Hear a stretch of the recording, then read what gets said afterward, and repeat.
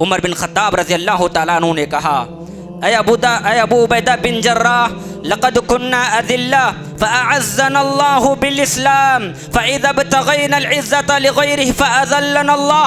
اے ابو عبیدہ بن جراح، کان کھول کر سن لو، لقد كنا أذلة، اسلام آنے سے پہلے ہمارا کوئی مقام نہیں تھا، ہمارا کوئی مرتبہ نہیں تھا، ہم ذلیل تھے، مجبور تھے، مقہور تھے، مظلوم تھے۔ دنیا کا کوئی خطے سے کوئی انسان آ جاتا اور ہم پر حملہ کیا کرتا تھا، ہم حملے کی طاقت نہیں رکھا کرتے تھے۔ لقد كنا أذلة، ذلیل تھے، رسوا تھے، کوئی مقام و مرتبہ نہیں تھا۔ فإذا ابتغينا فأعزنا الله بالإسلام، مگر جب اسلام آیا، ہم نے اسلام کو دل و جان سے قبول کیا۔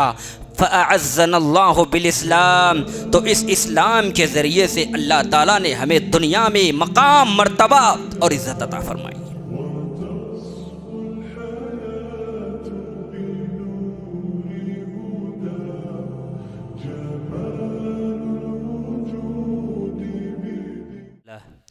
وأشهد أن لا إله إلا الله وحده لا شريك له وأشهد أن محمدا عبده ورسوله، أما بعد، فإن خير الحديث كتاب الله، وخير الهدي هدي محمد صلى الله عليه وسلم، وشر الأمور محدثاتها، وكل محدثة بدعة، وكل بدعة ضلالة، وكل ضلالة في النار۔ أعوذ بالله من الشيطان الرجيم، بسم الله الرحمن الرحيم۔ يا أيها الذين آمنوا اتقوا الله حق تقاته ولا تموتن إلا وأنتم مسلمون۔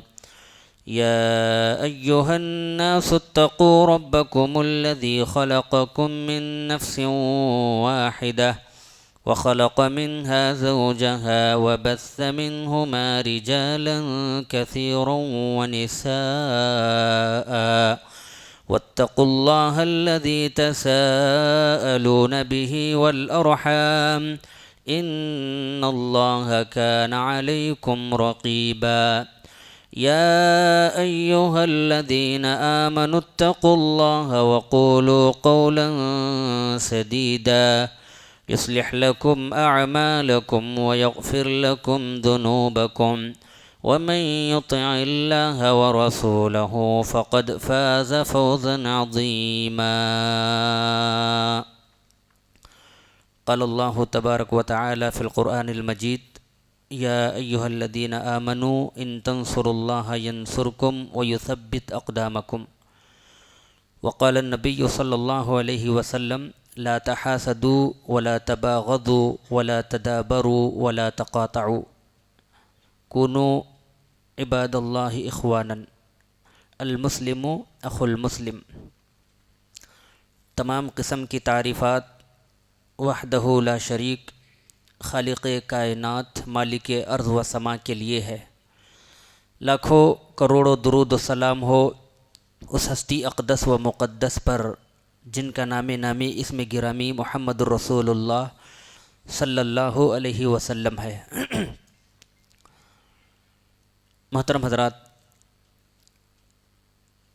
ملک میں ہم جن حالات سے گزر رہے ہیں وہ انتہائی دیگرگوں ہیں۔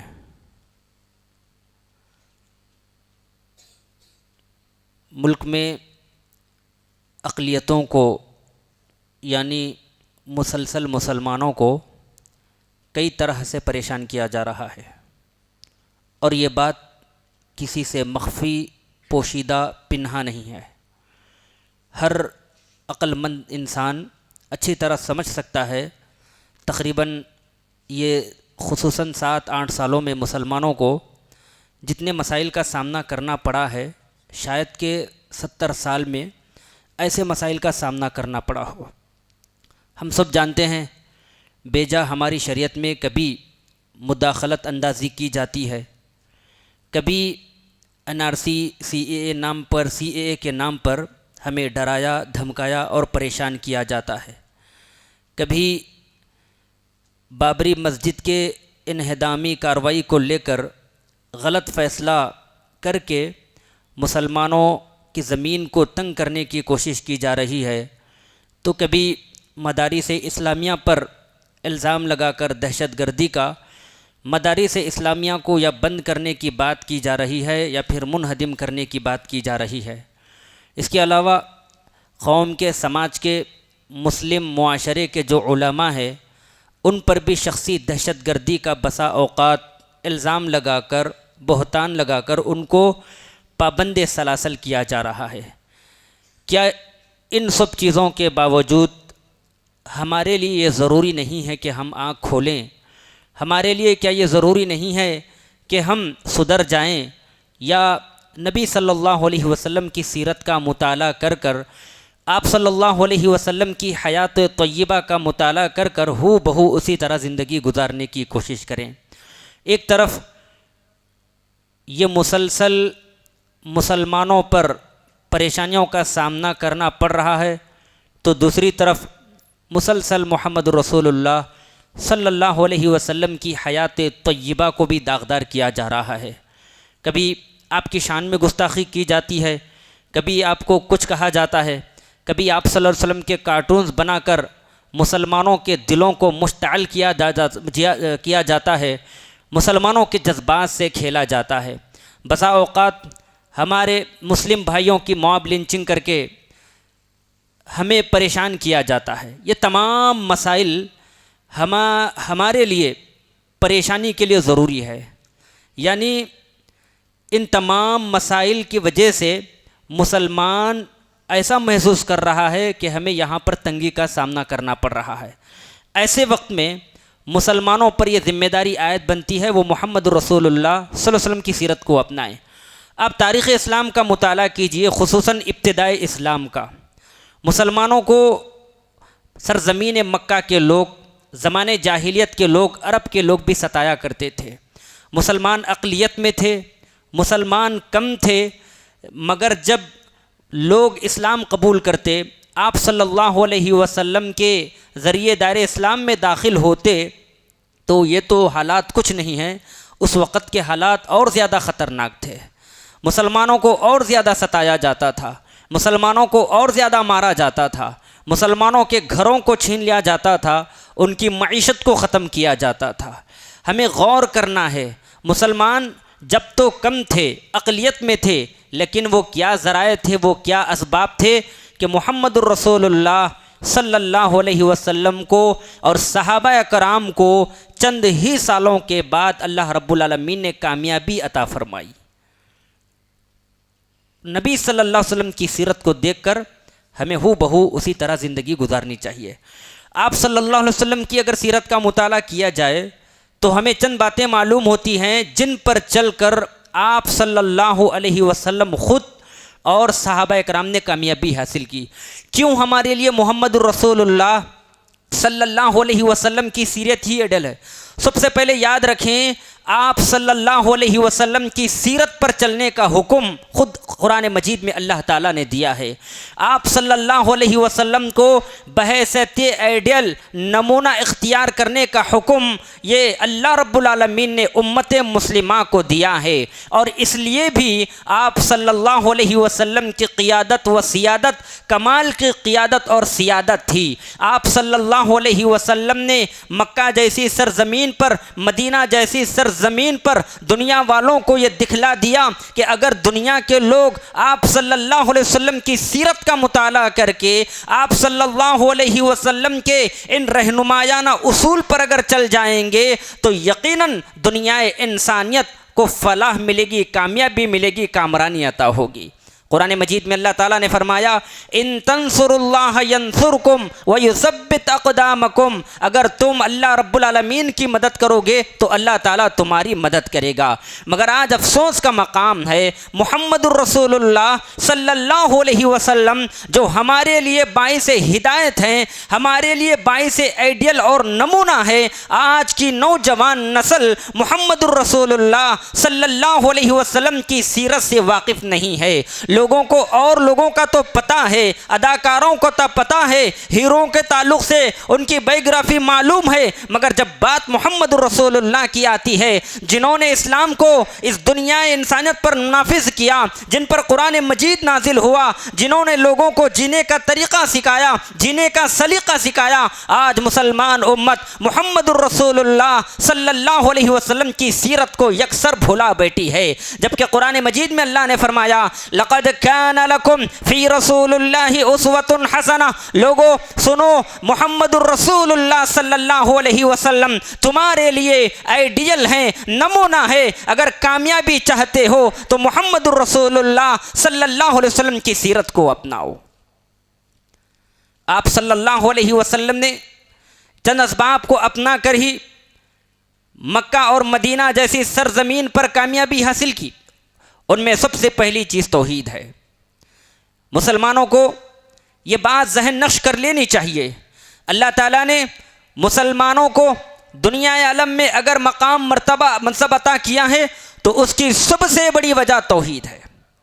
توحید کی وجہ سے اللہ تعالیٰ نے مسلمانوں کو دنیا میں یہ مقام یہ مرتبہ عطا کیا ہے۔ اگر توحید کو چھوڑ دیا جائے، اسلام کو چھوڑ دیا جائے، ایمان کو چھوڑ دیا جائے، دین کو چھوڑ دیا جائے تو مسلمانوں کی کوئی شناخت اور ان کی حیثیت باقی نہیں رہ جاتی۔ یہ توحید ہے، یہ اسلام ہے، یہ ایمان ہے، یہ دین ہے جس کی بنیاد پر اللہ رب العالمین نے لوگوں میں ہمیں تمیز کر کے دکھایا ہے۔ مسلمانوں کو یہ بات بھی ذہن نشر کر لینی چاہیے، دنیا عالم میں صرف اور صرف توحید کی وجہ سے ان کو مقام اور مرتبہ ملا ہے، اور یہ بات بھی ذہن نشر کر لینی چاہیے کہ دنیا میں مقام و مرتبہ، مال و دولت، جہاں ہوا حشمت، جہاں ہوا اجارہ داری اور یہ زمین پراپرٹی بینک بیلنس کے ذریعے سے اللہ کی قسم عزت مقام مرتبہ حاصل نہیں ہو سکتا۔ عزت اگر چاہتے ہو تو صرف اور صرف توحید کے دامن میں آنا ضروری ہے، اور یہ بات عمر بن خطاب رضی اللہ تعالیٰ عنہ نے کہی تھی۔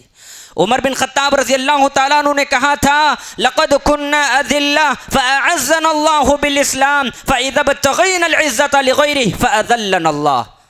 عمر بن خطاب رضی اللہ تعالیٰ عنہ نے یہ بات اس وقت کہی تھی جب بیت المقدس والوں نے عمر بن خطاب رضی اللہ تعالیٰ عنہ کو ایک خط لکھا کہ اگر عمر بن خطاب بیت المقدس کی طرف آئیں تو ہم بیت المقدس کی چابیاں ان کے حوالے کر دیں گے، بغیر لڑے کے، بغیر جنگ و جدل کے۔ عمر بن خطاب رضی اللہ تعالیٰ عنہ نے جب یہ خط پڑھا تو اپنے ایک غلام کو لے کر اور ایک لاغر اونٹ کو لے کر اس پر سوار ہو کر نکل پڑے۔ عمر بن خطاب رضی اللہ تعالیٰ نے اس حال میں نکل پڑے ہیں ان کے کپڑے پر 17 پیوند لگ چکے ہیں۔ محترم حضرات غور کیجئے گا، غور کیجئے گا، عمر بن خطاب رضی اللہ تعالیٰ یہ کوئی معمولی شخصیت نہیں ہے، یہ کوئی معمولی شخصیت نہیں ہے۔ عمر بن خطاب رضی اللہ تعالیٰ عنہ نے اپنے زمین پر، یعنی جب وہ خلیفہ تھے تو 23 لاکھ مربع کلومیٹر پر انہوں نے اپنی سلطنت کو، خلافت کو قائم کیا تھا، اور جن کا نام سن کر قیصر و کسریٰ کے کندھے کپ کپا جاتے تھے، ان کے ایوانوں میں کھلبلی مچا کرتی تھی، وہ عمر بن خطاب رضی اللہ تعالیٰ۔ ایک اور بات یہاں پر آپ یہ یاد رکھیں، قیصر و روم، قیصر و کسریٰ اس زمانے میں سپر پاور ممالک تھے۔ اس زمانے میں جیسا آج امریکہ سپر پاور ہے، اس زمانے میں قیصر و کسریٰ سپر پاور ممالک تھے۔ عمر بن خطاب رضی اللہ تعالیٰ عنہ کے نام سے ڈرتے تھے، گھبرا جاتے تھے، اور عمر بن خطاب رضی اللہ تعالیٰ عنہ کا یہ حال ہے۔ عمر بن خطاب رضی اللہ تعالیٰ عنہ کا حال یہ ہے، وہ ایسے کپڑے زیب تن کر کے بیت المقدس کو فتح کرنے جا رہے ہیں، ان کے جسم پر، ان کے جسم کے کپڑوں پر 17 پیوند لگ چکے ہیں، اور اسی حالت میں بیت المقدس کو فتح کرنے کے لیے جا رہے ہیں۔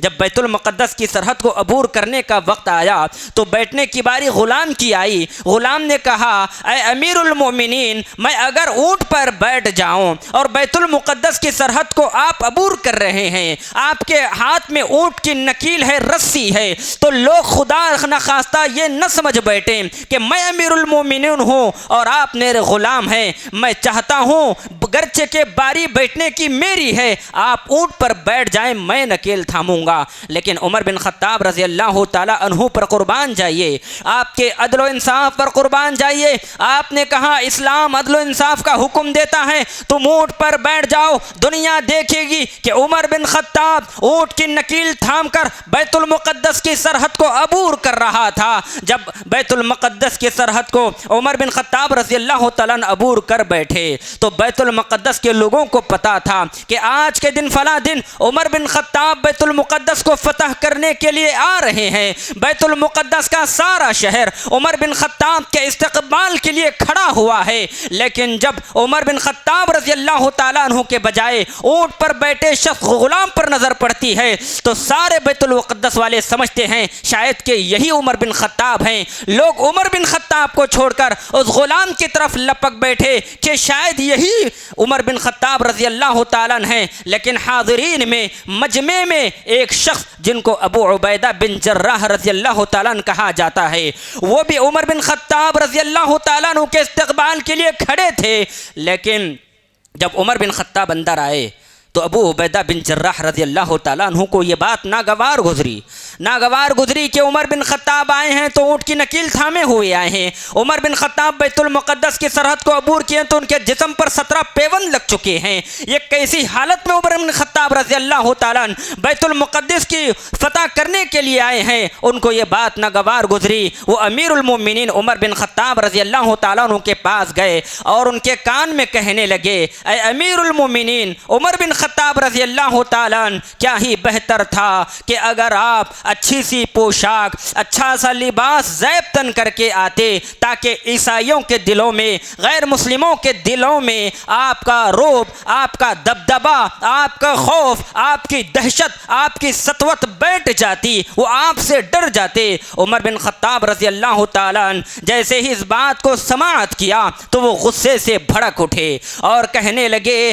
اے ابو عبیدہ بن جراح، آپ نے یہ بات کہی ہے، اگر آپ کے علاوہ یہ بات کوئی کہہ دیتا تو خدا کی قسم میں اس کو ایسی سزا دیتا وہ دنیا کے لیے نشان عبرت بن جاتا۔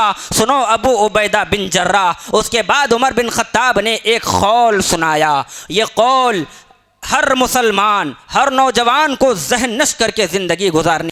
عمر بن خطاب رضی اللہ تعالیٰ عنہ نے کہا، اے ابو عبیدہ بن جراح، لقد كنا أذلة فأعزنا الله بالإسلام فإذا ابتغينا العزة لغيره فأذلنا الله۔ اے ابو عبیدہ بن جراح کان کھول کر سن لو، لقد كنا أذلة، اسلام آنے سے پہلے ہمارا کوئی مقام نہیں تھا، ہمارا کوئی مرتبہ نہیں تھا، ہم ذلیل تھے، مجبور تھے، مقہور تھے، مظلوم تھے۔ دنیا کا کوئی خطے سے کوئی انسان آ جاتا اور ہم پر حملہ کیا کرتا تھا، ہم حملے کی طاقت نہیں رکھا کرتے تھے۔ لقد كنا أذلة، ذلیل تھے، رسوا تھے، کوئی مقام و مرتبہ نہیں تھا۔ فإذا ابتغينا فأعزنا الله بالإسلام، مگر جب اسلام آیا ہم نے اسلام کو دل و جان سے قبول کیا۔ فأعزنا الله بالإسلام، تو اس اسلام کے ذریعے سے اللہ تعالیٰ نے ہمیں دنیا میں مقام، مرتبہ اور عزت عطا فرمائی۔ اس جملے سے کیا پتہ چلا؟ اس جملے سے یہ پتہ چلا انسانوں کو، خصوصاً مسلمانوں کو عزت اگر عطا ہوئی ہے تو توحید کی وجہ سے، اسلام کی وجہ سے، ایمان کی وجہ سے۔ عمر بن خطاب کے پاس کیا کچھ کمی تھی؟ 23 لاکھ مربع کلومیٹر کے خلیفہ ہیں، اگر ایک اشارہ عبرو کرتے تو سواریاں ان کے سامنے حاضر ہو جاتی، ایک اشارہ کرتے تو سینکڑوں غلام تیار ہو جاتے ان کے لشکر میں جمع ہونے کے لیے، بیت المقدس کو فتح کرنے کے لیے۔ اگر ایک اشارہ کرتے تو دنیا کی سب سے بہتر پوشاک، لباس زیب تن کر کے جاتے اور بہترین سے بہترین سواریوں کا استعمال کرتے۔ مگر عمر بن خطاب رضی اللہ تعالیٰ عنہ کو معلوم تھا ان سواریوں میں، ان غلاموں میں، جاؤ و حشمت میں، ان کپڑوں میں، ان غلاموں میں کوئی مقام و مرتبہ نہیں ہے۔ فأعزنا اللہ بالاسلام، اللہ تعالیٰ اگر مقام مرتبہ عطا کرتا ہے، اللہ تعالیٰ اگر لوگوں کو، مسلمانوں کو عزت عطا کرتا ہے تو اس اسلام کی وجہ سے کرتا ہے، توحید کی وجہ سے کرتا ہے۔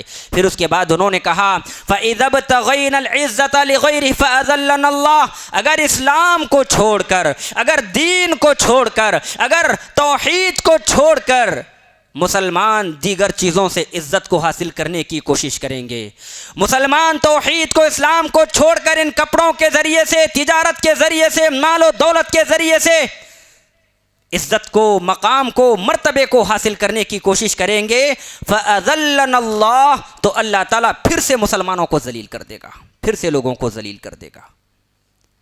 یہ جامع قول عمر بن خطاب رضی اللہ تعالیٰ عنہ کا قول ہے۔ اس سے پتہ چلا دنیا میں اگر مسلمان کسی بھی خطے میں موجود ہوں، اگر وہ چاہتے ہیں کہ دین، اگر وہ عزت اور مقام و مرتبہ چاہتے ہیں تو وہ محمد الرسول اللہ صلی اللہ علیہ وسلم کی سیرت پر عمل کریں، اس لیے کہ آپ صلی اللہ علیہ وسلم مکہ میں 13 سال رہے، آپ صلی اللہ علیہ وسلم مکہ میں 13 سال رہے۔ 13 سال کے دوران نبی صلی اللہ علیہ وسلم نے صرف اور صرف لوگوں کو توحید کا، اسلام کا، ایمان کا درس پڑھایا، اسی کا آغاز کیا۔ ایک حدیث میں اللہ کے نبی صلی اللہ علیہ وسلم نے انصار سے خطاب کر کے کہا تھا، یا معشر الانصار، اے انصار کی جماعت، مجھے یہ بتاؤ تم لوگ غریب تھے، گمراہ تھے، تو اللہ رب العالمین نے تم کو میرے ذریعے سے ہدایت دی، فہداکم اللہ بی، گمراہ تھے، ذلیل تھے، خوار تھے، مگر جب میں آیا مدینہ میں تو مدینے میں میرے آنے کی وجہ سے اللہ تعالیٰ نے تم کو ہدایت عطا فرمائی اور تم ہدایت پر آ گئے۔ وعالتاً، تم فقیر تھے، محتاج تھے، تنگ دست تھے، لیکن اللہ رب العالمین نے میرے ذریعے سے تم کو غنی کر دیا، مالدار بنا دیا۔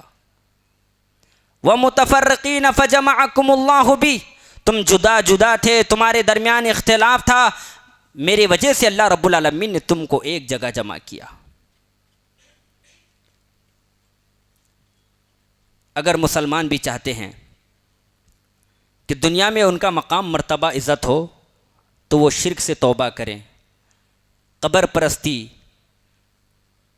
محدثات، خرافات، باطل افکار و نظریات سے اپنے آپ کو بچائیں اور کوشش کریں اللہ تعالیٰ کی مدد کریں، کیونکہ قرآن مجید میں اللہ تعالیٰ نے خود کہا، یا ایھا الذین آمنوا ان تنصروا اللہ ینصرکم ویثبت اقدامکم، اے لوگو تم اللہ کی مدد کرو، اللہ تعالیٰ تمہاری مدد کرے گا، ویثبت اقدامکم، اور تمہیں ثابت قدم بھی رکھے گا۔ کیا مطلب ہے؟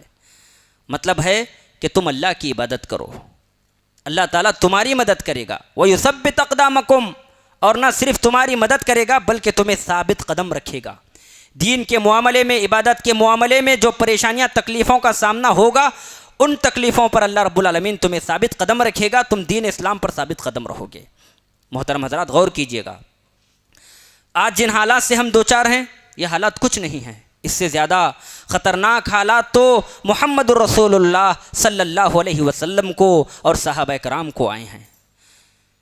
اس دین کے خاطر، توحید کے خاطر، اسلام کی خاطر کئی صحابہ کو اپنی جانوں اور مالوں تک کو قربان کرنا پڑا ہے۔ حضرت سمیہ رضی اللہ تعالی عنہا کو اپنی جان سے ہاتھ دھونا پڑا، حضرت عمار اور یاسر کو برابر ان پر مشقتیں ڈھائی جاتی، ان پر تکلیفیں ڈھائی جاتی، مگر پھر بھی وہ صبر کا مظاہرہ کیا کرتے تھے۔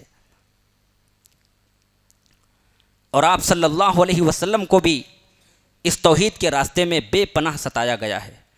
آپ صلی اللہ علیہ وسلم کی سیرت کا مطالعہ کیجئے، آپ صلی اللہ علیہ وسلم نے جب لوگوں کو توحید کی طرف بلانا شروع کیا تو کفار مکہ نے آپ صلی اللہ علیہ وسلم کو ستانا شروع کیا، آپ کے پیٹھ پر اجڑی ڈالی گئی، تو کبھی آپ کے گوشت میں زہر دیا گیا، تو کبھی آپ کو قتل کرنے کی کوشش کی گئی، کبھی آپ کے راستوں میں کانٹے بچھائے گئے، کبھی جنگ احد میں آپ کے دندان مبارک کو شہید کیا گیا، کبھی آپ کے چہرے کو زخمی کیا گیا۔ یہ سب کیوں کر ہوا؟ اس کے کیا وجوہات تھے، کیا اسباب تھے کہ لوگ آپ صلی اللہ علیہ وسلم کے دشمن ہو گئے اور صحابہ کرام کے دشمن ہو گئے؟ اس کی سب سے بڑی وجہ توحید تھی۔ اور اس سے یہ بھی پتہ چلتا ہے انسان جب توحید پر ڈٹ جاتا ہے، استقامت اختیار کرتا ہے، دنیا کی کوئی طاقت اس کا بال بھی بیکا نہیں کر پائے گی، گرچہ کہ اس کی جان لے لے۔ جب توحید کا مزہ، توحید کی لذت انسان جب چکھ لیتا ہے، دنیا کے کسی شخص سے اس کو ڈر محسوس نہیں ہوتا۔ یہ توحید کا سب سے بڑا فائدہ ہے۔ دوسری چیز صبر و استقامت کا مظاہرہ کرنا چاہیے. انسان جب توحید پر آ جاتا ہے یا توحید کی طرف لوگوں کو بلاتا ہے تو صبر کا مظاہرہ انتہائی ضروری ہو جاتا ہے.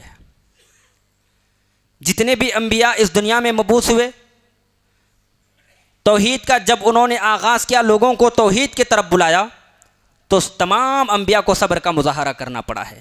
اب جتنے بھی انبیاء ان کی تاریخ کا مطالعہ کیجیے. حضرت نوح علیہ الصلاۃ والسلام، حضرت ابراہیم علیہ السلام، حضرت یوسف علیہ الصلاۃ والسلام، ہر نبی نے صبر اور استقامت کا مظاہرہ کیا ہے. حضرت نوح علیہ الصلاۃ والسلام نے تو 950 سال تبلیغ کی ہے. انسان کو اگر یہاں اس دنیا میں 60-70 سال مل جائے تو وہ اکتا جاتا ہے، پریشان ہو جاتا ہے اور دنیا سے جانے کی تیاری میں مصروف ہو جاتا ہے. حضرت نوح علیہ الصلاۃ والسلام نے 950 سال اس دنیا میں تبلیغ کی ہے، لوگوں کو اللہ کی طرف بلایا ہے، توحید کی دعوت دی ہے. 950 سال کے بعد صرف چند مرد اور چند عورتیں اسلام قبول کر لیتے ہیں. یہ صبر کا مظاہرہ ہے. آپ صلی اللہ علیہ وسلم نے بھی صبر کا مظاہرہ کیا.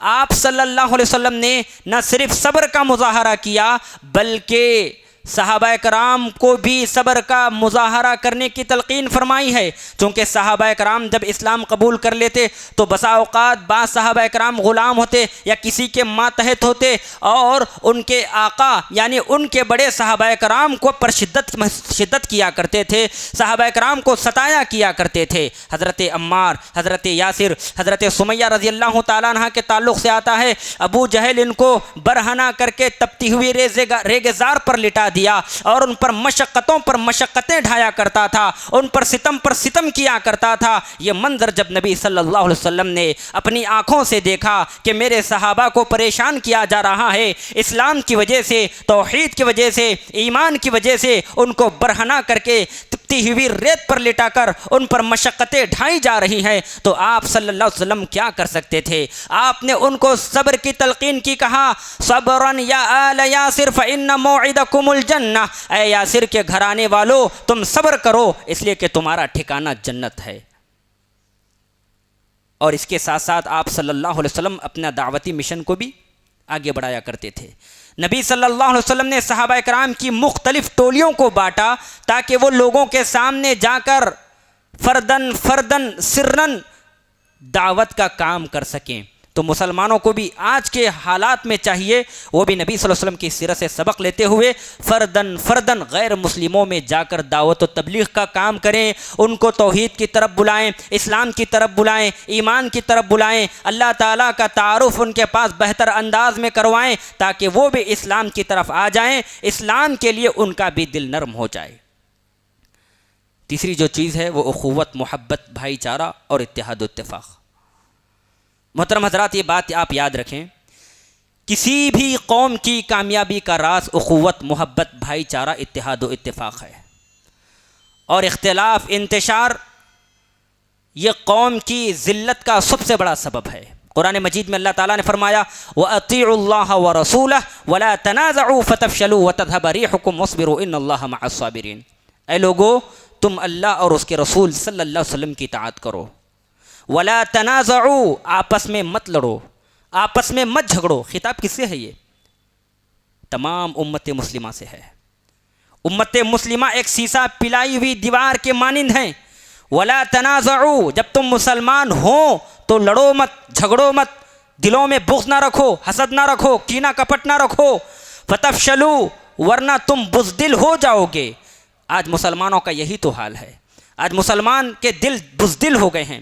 فتفشلوا، یہ اختلاف کی وجہ سے، انتشار کی وجہ سے، آپسی بغض و عناد، حسد، دشمنی، عداوت، بغاوت کی وجہ سے فتفشلوا، مسلمانوں کے دلوں میں بزدلی پیدا ہو گئی ہے. جیسا کہ اللہ تعالیٰ نے فرمایا وَأَطِيعُوا اللَّهَ وَرَسُولَهُ، اللہ اور اس کے رسول کی اطاعت کرو. ولا تنازعوا، مت جھگڑو. فتفشلوا، ورنہ تم بزدل ہو جاؤ گے. وتذهب ريحكم، اور تمہاری ہوا اکھڑ جائے گی. واصبروا ان اللہ مع الصابرین، لوگو تم صبر کرو اس لیے کہ اللہ تعالیٰ صبر کرنے والوں کے ساتھ ہے. آپ صلی اللہ علیہ وسلم کے تعلیمات سے ہمیں یہ بات پتہ چلتی ہے اخوت، محبت، بھائی چارہ انتہائی ضروری ہے. نبی صلی اللہ علیہ وسلم جب مکہ مکرمہ سے ریاست مدینہ کی طرف ہجرت کی تو آپ صلی اللہ علیہ وسلم نے سب سے پہلے کیا کیا؟ 2 کام کیا. چونکہ مہاجرین سب کچھ چھوڑ کر اپنے بیوی بچوں کو، اپنی معیشت کو، کاروبار کو، اپنے زمینوں کو، اپنے تجارتی اشیاء کو، سب کو چھوڑ کر صرف اور صرف توحید کی خاطر، اسلام کی خاطر، ایمان کی خاطر مکہ سے ہجرت کر کے جب مدینے کی طرف آئے تو اللہ کے نبی نے کیا دیکھا؟ ایک تو مدینے کے لوگ غریب، ان کے پاس نہ صنعت ہے نہ حرفت ہے، ان کے پاس کوئی بڑا کاروبار بھی نہیں ہے، ان کے پاس کوئی فیکٹریز بھی نہیں ہے، صرف اور صرف ان کے اشیاء خورد و نوش کا ذریعہ ان کی زمینیں ہیں جہاں پر کھجور کے باغات وغیرہ تھے. اس کے علاوہ مدینے والوں کے پاس کچھ نہیں. لیکن اللہ کے نبی صلی اللہ علیہ وسلم جب مدینہ گئے تو آپ نے صحابہ اکرام میں یعنی انصار اور مہاجرین کے درمیان بھائی چارہ کروایا. یہ بھائی چارے کی ضرورت کیوں پیش آئی؟ کیونکہ اللہ کے نبی جانتے تھے مہاجرین کے پاس کچھ نہیں ہے، نہ گھر ہے، نہ پیسہ ہے، نہ پراپرٹی ہے، نہ مال ہے، نہ دولت ہے. اس لیے یہاں پر ضرورت پڑی کہ دونوں کے درمیان بھائی چارہ کیا جائے تاکہ انصار مہاجرین کی مدد کریں. اللہ کے نبی صلی اللہ علیہ وسلم نے حدیث میں آتا ہے جب انصار اور مہاجرین میں یعنی سعد بن ربیع اور عبد الرحمن بن عوف رضی اللہ تعالی عنہ میں بھائی چارہ کرایا. عبد الرحمن بن عوف مہاجر اور سعد بن ربیع رضی اللہ تعالیٰ عنہ یہ انصار ہیں، انصاری صحابی. اللہ کے نبی صلی اللہ علیہ وسلم نے جب دونوں میں بھائی چارہ کرایا تو سعد بن ربیع نے اللہ کے نبی سے کہا، اے اللہ کے نبی صلی اللہ علیہ وسلم، میرے پاس 2 بیویاں ہیں، آپ ان سے کہو دونوں میں جو سب سے زیادہ اچھی ہے میں اس کو طلاق دے دیتا ہوں، عدت گزرنے کے بعد تم کہہ دینا اس کو ان سے شادی کر لے. پھر کہا، اے اللہ کے نبی میرے پاس 2 گھر ہیں، آپ ان سے کہو جو گھر زیادہ پسند آ جائے میں اللہ کے راستے میں ان کے لیے وقف کر دیتا ہوں. محترم حضرات، یہ بات صرف سننے میں اچھی لگتی ہے. انصار صحابی صرف یہ کو تنہا مدینے کی طرف آئے ہوئے ہیں اور یہاں پر انصار صحابی مہاجرین کی ہر طرح کی مدد کرنے کے لیے تیار ہیں. اور یہی مدد آج مسلمانوں کے لیے بھی ضروری ہے. آج کتنے ایسے مسلمان ہیں جن کے کاروبار نہیں ہے، جن کے گھر چولہے نہیں جلتے، جو پریشانی کے حالت میں غیر مسلموں کے ہاتھوں میں سٹ پٹائے ہوئے پریشان زار ہیں. ایسے مسلمانوں کو چن کر ان کی مدد کرنا یہ قوم کے سرمایہ دار افراد کی ذمہ داری ہے. اور اسی طرح آپ صلی اللہ علیہ وسلم نے جب ریاست مدینہ آیا تو آپ صلی اللہ علیہ وسلم نے مسلمانوں کے درمیان اتحاد و اتفاق قائم کیا. آپ جب مدینے کی طرف آئے تو مدینے کے 2 قبیلے تھے، مشہور قبیلے، قبیلہ اوس اور قبیلہ خزرج. اور آپ جانتے ہیں صرف نہایت چھوٹی معمولی بات کی بنا پر دونوں کے درمیان سینکڑوں سال سے عداوت، بغاوت اور جنگ و جدل جاری تھی. آج ہم اگر لڑائی کرتے ہیں تو 2 سال میں ہماری لڑائی ختم ہو جاتی ہے. ان کے درمیان 100 سال سے زیادہ کا عرصہ ہو چکا تھا، ان کے درمیان لڑائی جاری تھی اور یہ لڑائی کی آگ کم ہونے نظر نہیں آ رہی تھی. مگر جب آپ صلی اللہ علیہ وسلم مدینہ کی طرف انٹری کی، مدینہ آئے تو آپ صلی اللہ علیہ وسلم نے قبیلہ اوس اور قبیلہ خزرج ان دونوں کے درمیان اتحاد و اتفاق کو قائم کیا، جس کا ذکر قرآن مجید میں اللہ تعالیٰ نے کیا. وَاعْتَصِمُوا بِحَبْلِ اللَّهِ جَمِيعًا وَلَا تَفَرَّقُوا وَاذْكُرُوا نِعْمَةَ اللَّهِ عَلَيْكُمْ إِذْ كُنْتُمْ أَعْدَاءً فَأَلَّفَ بَيْنَ قُلُوبِكُمْ فَأَصْبَحْتُمْ بِنِعْمَتِهِ إِخْوَانًا. لوگو تم اللہ کی رسی کو مضبوطی سے تھام لو. وَلَا تَفَرَّقُوا، اور اپنے درمیان اپنی صفوں میں اختلاف کو جگہ نہ دو. وَاذْكُرُوا نِعْمَةَ اللَّهِ، اللہ کی نعمت کو یاد کرو جبکہ تم ایک دوسرے کے دشمن تھے. یعنی قبیلہ اوس اور قبیلہ خزرج یہ ایک دوسرے کے دشمن تھے. فَأَلَّفَ بَيْنَ قُلُوبِكُمْ، تو اللہ تعالیٰ نے محمد الرسول اللہ صلی اللہ علیہ وسلم کے ذریعے سے ان کے دلوں میں الفت، محبت، اخوت، بھائی چارہ، اتحاد و اتفاق کو پیدا کیا. فَأَصْبَحْتُمْ بِنِعْمَتِهِ إِخْوَانًا، تو اللہ تعالیٰ کی نعمت کی وجہ سے یہ آپس میں بھائی بن گئے. آج مسلمانوں کو بھی ایک بھائی کی طرح رہنا ہے. المسلم اخو المسلم، مسلم کا بھائی ہے. مسلم کا جب بھائی ہے تو ایک مسلمان دوسرے اپنے مسلمان سے حسد نہ کرے. ولا تباغضوا، ایک مسلمان دوسرے مسلمان سے بغض، عداوت، بغاوت نہ کرے. ولا تقاطعوا، ایک مسلمان دوسرے مسلمان سے قطع تعلق نہ کرے. ولا تقاطعوا، ایک مسلمان دوسرے مسلمان سے پیٹ پھیر کر نہ بھاگے، بلکہ جب بھی مسلمان سے ملاقات ہو ہنستے ہوئے مسکراتے ہوئے ملاقات کرے. اگر اس کو خیر خواہی ہونی ہے تو اس کی اچھی سی خیر خواہی کیجیے. اگر اس کی مدد کرنی ہے تو اس کی مدد کیجیے. اسی میں قوم کی کامیابی کا راز مضمر ہے. آخری چیز، اہل وطن سے رواداری کا معاملہ کرنا۔ ہم جس ملک میں ہیں، ظاہری سی بات ہے، ہم قلت میں ہیں، اقلیت میں ہیں، مسلمان کم ہیں، جبکہ غیر مسلموں کی آبادی اس ہندوستان میں تقریباً 100 کروڑ سے متجاوز ہے۔ تو مسلمان شدت کا معاملہ نہ برتیں،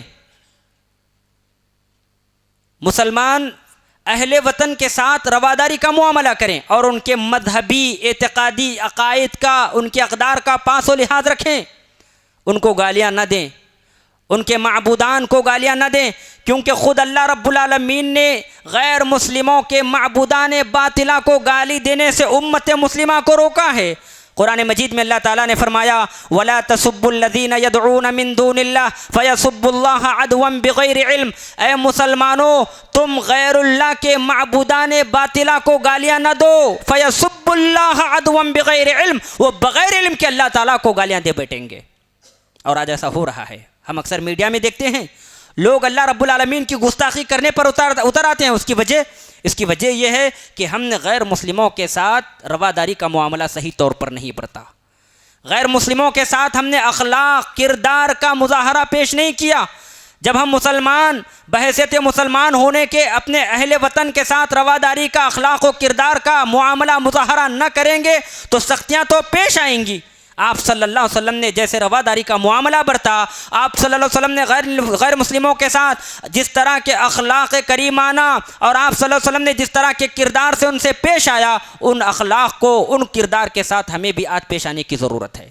آپ صلی اللہ علیہ وسلم نے جب ریاست مدینہ کی طرف ہجرت کی تو آپ نے کیا کیا یہودیوں کے ساتھ؟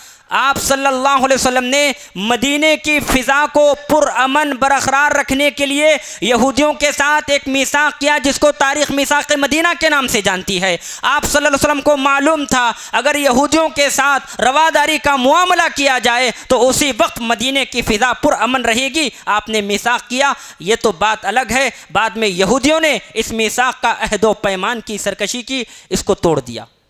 لیکن آپ صلی اللہ علیہ وسلم کی کوشش کیا تھی؟ آپ صلی اللہ علیہ وسلم کی کوشش یہ تھی غیر مسلموں کے ساتھ رواداری کا معاملہ برتیں۔ نہ صرف آپ صلی اللہ علیہ وسلم نے رواداری کا معاملہ کیا، آپ صلی اللہ علیہ وسلم نے یہودیوں کے ساتھ تجارتی تعلقات کو بھی برقرار رکھا۔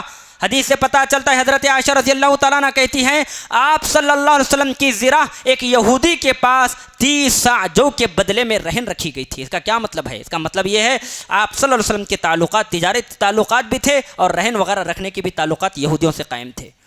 آپ صلی اللہ علیہ وسلم کے تعلق سے آتا ہے، آپ صلی اللہ علیہ وسلم نے جب بادشاہوں کو خطوط لکھا کرتے تھے تو آپ علیہ الصلوۃ والسلام خطوط کے ذریعے، بادشاہ اس زمانے کے جو بادشاہ تھے وہ غیر مسلم تھے، کافر تھے، تو آپ صلی اللہ علیہ وسلم کے اخلاق کریمانہ پر نظر دوڑائیے۔ آپ علیہ الصلوۃ والسلام نے بادشاہوں کو خطوط بھی لکھا کرتے تھے اور ساتھ ساتھ میں ان کو تحفے تحائف بھی بھیجا کرتے تھے تاکہ ان کے دل اسلام کے قریب ہو جائیں، وہ اسلام کو پہچاننے کی کوشش کریں اور ان تحفوں کے ذریعے سے وہ مسلمانوں سے محبت پیدا کریں، اور پھر بادشاہوں کی جانب سے آنے والے خطوط، ان کے تحفے تحائف کو بھی نبی صلی اللہ علیہ وسلم قبول کیا کر لیتے تھے۔ تو اہل وطن کے ساتھ رواداری کا معاملہ کریں، ان کے ساتھ اخلاق کے ساتھ، کردار کے ساتھ پیش آئیں، ان کو سچا اسلام اپنے کردار کے ذریعے سے دکھانے کی کوشش کریں۔ بعید نہیں کہ وہ آپ کے اخلاق سے متاثر ہو جائے، آپ کے کردار سے متاثر ہو جائے اور وہ بھی دائرہ اسلام میں داخل ہو جائے۔ تو محترم حضرات، یہ چند باتیں تھیں۔ اللہ سے دعا ہے اللہ تعالی ہم تمام کو صحیح معنوں میں نبی صلی اللہ علیہ وسلم کی سیرت کے مطابق زندگی گزارنے کی توفیق عطا فرما۔ آمین و آخر دعوانا ان الحمد للہ رب العالمین۔